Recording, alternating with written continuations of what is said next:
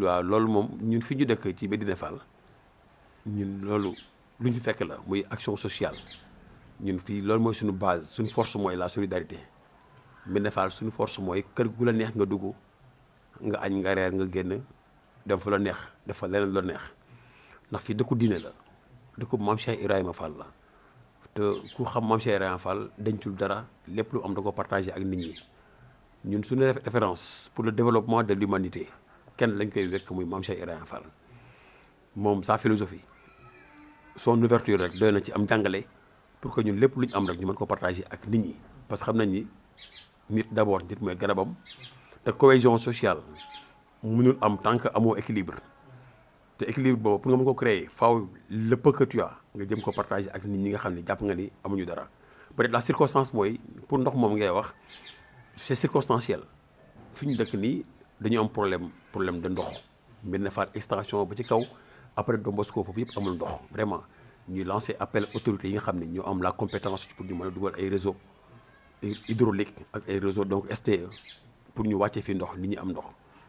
nit ñi dañoo sonn nit ñi fii ay fajar la ñuy yeewu pour du ubbi seen robinet yi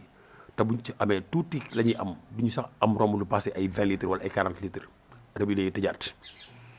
léegi nag ci loolu il faut ñu créer ay possibilités wala ay moyens pour ñu mën a soulager les populations loolu moo ñu waraloon ñu def fi benn mini forage boo xam ne dañ ko doon ubbi mettre ko à la disposition de toute la population ku ci bëgg a ñëw root nga ñëw teg amul ay fay amul dara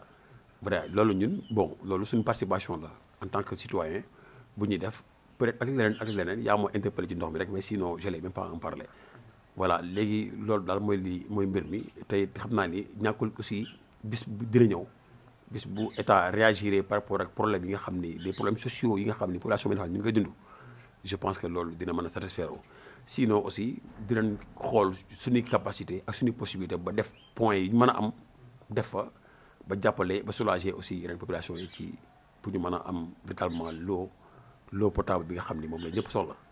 voilà di sant nag vraiment Thiès gépp Sénégal gépp seen engagement ak seen disponibilité la disponibilité ak seen confiance bi ñuy apporter à ma modeste personne parce que ngay ànd ay nit ay mag ay ndaw surtout ay ndaw bari ci ñoo xam ni dañuy taxaw nekk seen ay buntu àdduna ñuy pare pour songu lépp loo ni ayca rek ñu ne ayca ñu doon ay jeunes engagés des jeunes leaders pare di dundul quand même le leadership dans son vrai sens du terme di ànd ak yow dans tous les combats am ay mag yoo xam ne dañuy bàyyi seen ay liggéey dañuy bàyyi seen ay voyages ñëw toog jaayante ay ak yow pour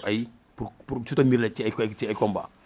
loolu yombul ay jigéen femmes yi kenn du des ñëpp di takku moment bi naaj bi muy tàng muy sedd dina bàyyi benn yoon duñ leen di bàyyi benn yoon ñoom kenn amul leen fay kon cant gi lu ñu ma mën a sant benn man maa leen war a mën a sant téeméer yoon ñoom la yellool cant gi vraiment ñëpp la ñuy sant la famille les amis les militants les sympathisants ñëpp amul koo xam ni dañ koy bàyyi te en tout cas li ngeen def tey c'est un plaisir vraiment di leen ci ñaanal jàmm di ñaan yàlla seen organe bi mu dem ba ñu koy dégg au niveau international muy dugg dans les réseaux les plus grands du monde vraiment loolu di leen koy ñaanal vraiment di sant sama grand yi nga xam ne ñoo fi nekk nii tey accompagné ma ci fii muy sama grand frère Cheikh Ndoye ak sama grand frère Mame Cheikh vraiment ak la famille madame est là dedans ak xale yi ñëpp vraiment di leen remercier di sant bu baax di gërëm ñëpp di ñaan yàlla incha allah élection yi ñu jëm ñu dem ci avec transparence ñu dem ci avec grandeur mais aussi avec respect bon ñi ngi dégg nag par-ci par-là position yu ci nekk ñun liñ ci am chance mooy Médina Fall bi ñu dëkk nga xam ni ñu ci bari dañ doon wax ni dañoo am division aujourd'hui on a rassuré la population de Médina Fall heureusement que ñun ñi nga xam ne ñoo fi dëkk nekkoon ay candidats ñu ñëpp aujourd'hui boole na suñu ay doole suñu ay force def benn unité une unité d'action une synergie d'esprit boo xam ne dañu permettre ñun ñëpp ñu ànd doon benn pour xeex li nga xam ni maanaam mooy séparation bi d'abord ak nekk en bonne position pour ñu mën a jàppalante ba zone nord am au moins quand même ay ñoo xam ni dañu mën a taxawal ca biir assemblée ba te loolu ñu ngi ciy liggéey on va élargir dans quand même toute la région de Thiès pour jéem a yaatal liggéey bi te en plus biñ ciy amaat mooy di interpeller nga xam ne mooy état nga xam ne moom moo chargé organisation élection yi ñu jéem a def tout ba génne carte d'identité yi nga xam ne moom la ñu déposé woon ñi déposé woon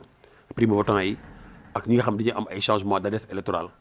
bii passé dafa bëri yu bëri yoo xam ay lenteur la géntoon di interpeller l'État du Sénégal à ce que mu revoir quand même acte boobu noonu parce que pour une meilleure démocratie dañuy permettre à chaque personne bu am ambition pour dem élection ñu may ko ak chaque électeur boo xam ne dafa war a def son choix sur la personne qui doit la représenter au niveau de l'Assemblée mu jox ko possibilité te bañ a am ay contraintes wala ay violence moom parfois la réponse à la violence c'est parfois la violence et donc te loolu la ñuy bañ dans un premier temps dañuy wax naan lu ñu ko jaral la ñu ko jaral kon dañuy interpeller waat vraiment les autorités étatiques pour ñu gën a am plus de sécurité quand même plus de maturité ba créer la démocratie majeure bi nga xam ni ñun ñëpp moom la ñuy ñaan moom la ñu bëgg pour Sénégal am ko vraiment kon da ci ñaanal jàmm ci élection yi di ñaan seen élection yi mu darilu ci jàmm en toute paix ba au soir du 31 juillet 2022 ñu génnee résultats yi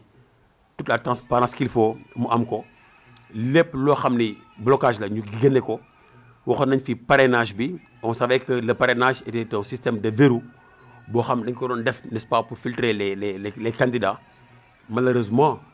malheureusement jàllale nañ ko te pourtant c'était une interdiction waaye waa CEDEAO arrêté woon nañ ko def na waxoon nañ pour ñu arrêté ko mais bàyyiwuñ ko ñu ngi koy continuer ba léegi. beneen bi mooy bi ñu doon j'avais eu la chance d'assister à la réunion préparatoire pour le choix du montant pour la caution des élections législatives j'étais donc là-bas à l'hôtel Ngor Diarama mais même chose c'est pour quand même pour la caution bi ñuy élevé à 15 millions c'était pas quand même bi nga xam ne moom lañu gënoon ci débat bi à l'issue de la rencontre war nañoo mën a xool li nga xam ne mooy la grande idée bi salle bi génne ñu teg ko mais li ñu génnee vitalement c'était un peu trop en plus ñu waxaat fi parrainage bi et que système de parrainage bi Sénégal ñëpp xam nañ ni mu demee y a un minimum y a un maximum mais li gis ni di dessiné wu ça fausse un peu la forme donc daal di ci attirer encore une fois attention yi pour que ñu gën a am vigilance ci élection yi jëm ko protéger jëm ko sécuriser ba nga xam ne dinañ ko def en toute liberté donc mu nekk en toute transparence ba ki jël ndam li asalaamaaleykum